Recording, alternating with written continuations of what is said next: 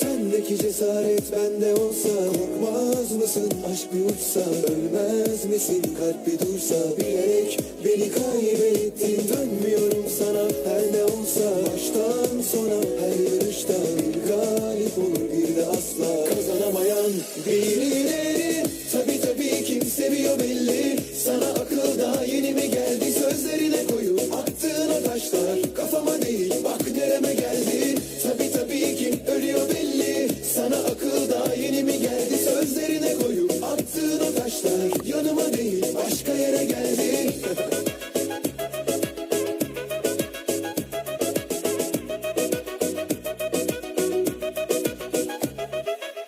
Sana diyorum ben heyo heyo, senin bu aşkın uzayıp gidiyor, ayrılırken lütfen sen de bir şey deme, kurtulmuş olalım böylelikle. Sana yazık da bana değil mi, kaçıp giden hiç geri gelir mi? Duydun işte sen her şeyi, kalbim sana atmıyor, suç benim mi?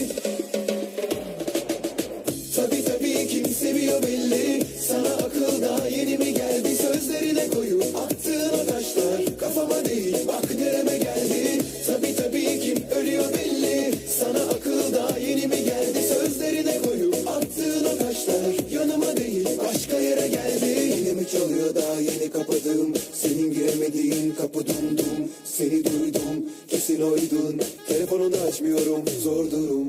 Sana yazık da bana değil mi, kaçıp giden hiç geri gelir mi? Duydun işte sen her şeyi, Kalbim sana atmıyor, suç benim mi? Tabii kim seviyor belli, sana akıl daha yeni mi geldi, sözlerine koyup attığın o taşlar kafama değil bak nereme geldi. Tabii kim ölüyor belli, sana akıl daha yeni mi geldi, sözlerine koyup attığın o taşlar yanıma değil başka yere geldi.